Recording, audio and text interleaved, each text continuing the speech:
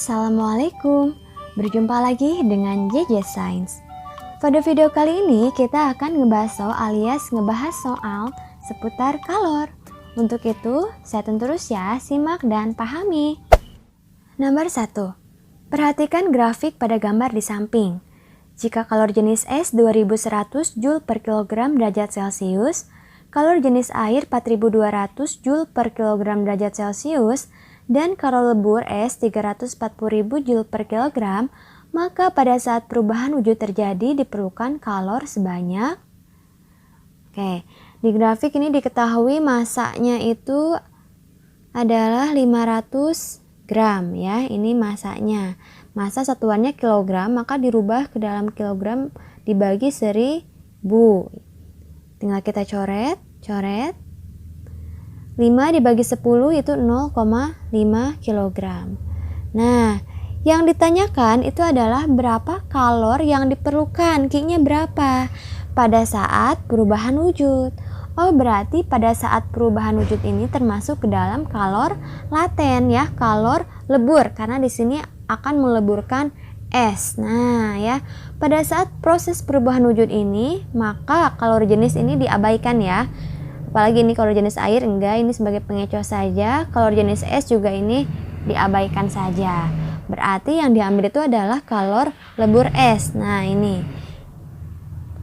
Maka jawabannya itu mencari Q sama dengan M dikali L. Masanya 0,5 kg dikali 340.000 Joule per kilogram. Nah, kita coret ya, 0,5 coret 5 kali 34 itu adalah 170. Nolnya tulis lagi 170.000 Joule. Karena di soal yang ditanyakan itu dalam bentuk kilojoule, maka Joule dirubah ke kilojoule itu dengan cara dibagi 1000. Sama halnya kayak tadi gram ke kilogram ya. Oke, tinggal dicoret saja. 0 ini ya, bagi 1000. Hasilnya itu adalah 170 kilojoule. Oke, ada ya, berarti jawabannya adalah yang B. Next, sebuah logam yang terbuat dari besi memiliki massa 500 gram. Dipanaskan dari 20 derajat Celcius sampai 60 derajat Celcius. Jika kalor jenis tembaga 400 Joule per kilogram derajat Celcius, maka energi kalor yang diperlukan sebesar. Oke, berarti di sini yang diketahuinya itu adalah massanya 500 gram, lalu suhu awalnya itu 20 derajat Celcius, suhu akhirnya 60 derajat Celcius. Dan kalor jenis tembaganya ini adalah C kecilnya 400 Joule per kilogram derajat Celcius. Yang ditanyakan itu adalah berapa kalor yang diperlukan. Berarti Q-nya berapa? Nah, oke. Mencari Q sama dengan M kali C kali delta T ya. Q mecat.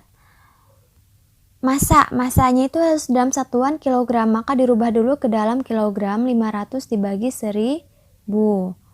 Coret. 5 dibagi 10 sama dengan 0,5 kilogram. Oke, 0,5 kg dikali 400 Joule per kilogram derajat Celcius dikali perubahan suhunya. Menjadi perubahan suhu itu adalah T2 60 derajat Celcius dikurangi T1, suhu akhir dikurangi suhu awal, maka 40 derajat Celcius. Oke, 40 derajat Celcius. Nah, sekarang kita langsung hitung kalikan saja. Ini biar komanya hilang dicoret aja ya. 5 dikali 4 itu sama dengan 20. Nah, satuannya kilogram juga sama, kita coret. Celcius juga sama, kita coret ya. 20 dikali 400 Joule sama dengan 8000 Joule. Yang ditanyakan itu dalam bentuk kilojoule, maka rubah kilojoule ke kilojoule. Berarti dibagi 1000 sama dengan 8 kilojoule. Maka jawabannya adalah yang B.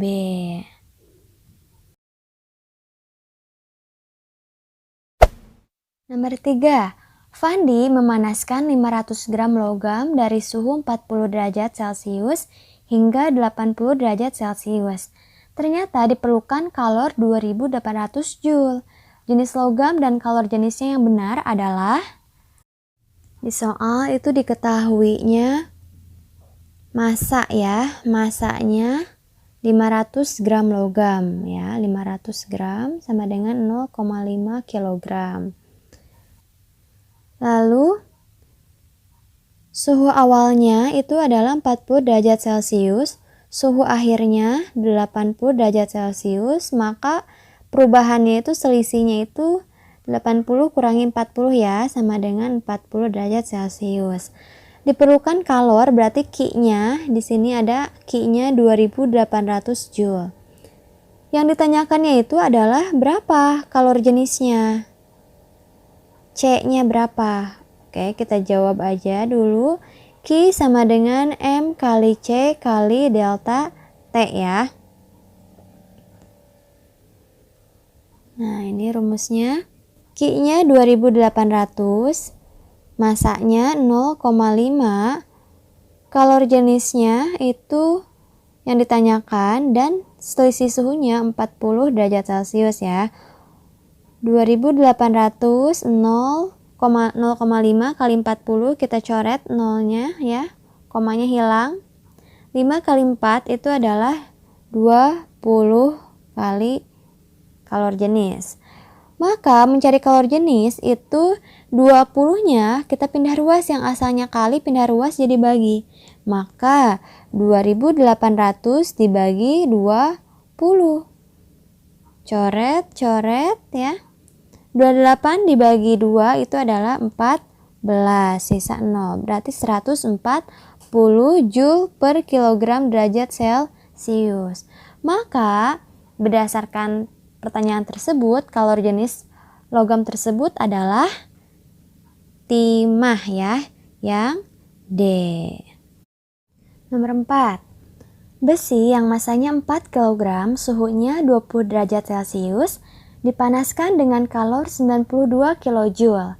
Apabila kalor jenis besi 460 Joule per kilogram derajat Celcius, maka suhu besi setelah dipanaskan adalah, oke, berarti di soal ini diketahuinya massa itu adalah 4 kg.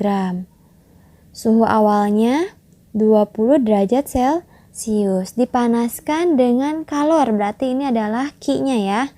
Q sama dengan 92 kJ.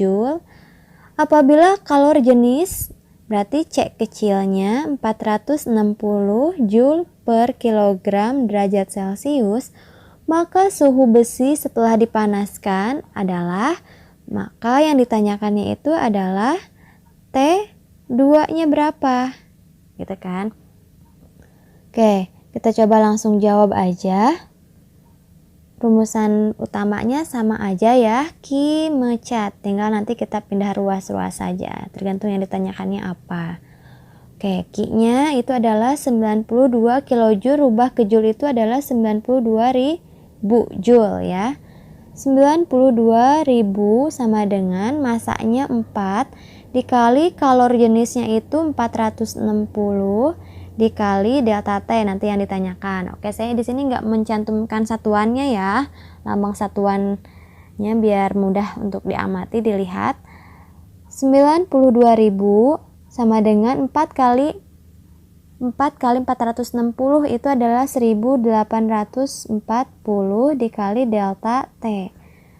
Mencari delta T, maka pindah ruas ya, yang asalnya kali, maka dia sebagai pembagi. 92.000 dibagi 1840. Kita coret. 9.200 dibagi 184 itu adalah 50 derajat Celcius. Oke.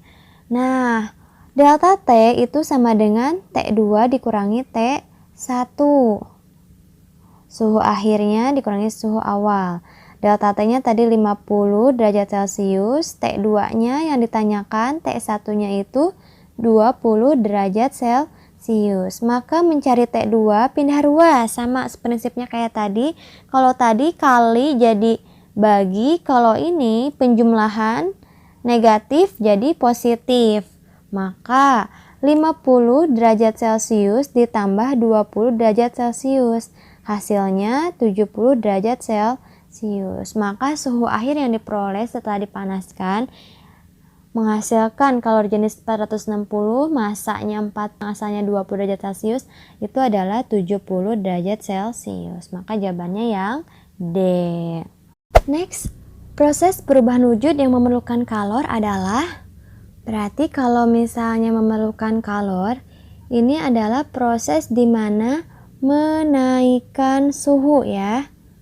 Menaikkan suhu. Kita lihat perubahan wujud mana nih yang perlu menaikkan suhu.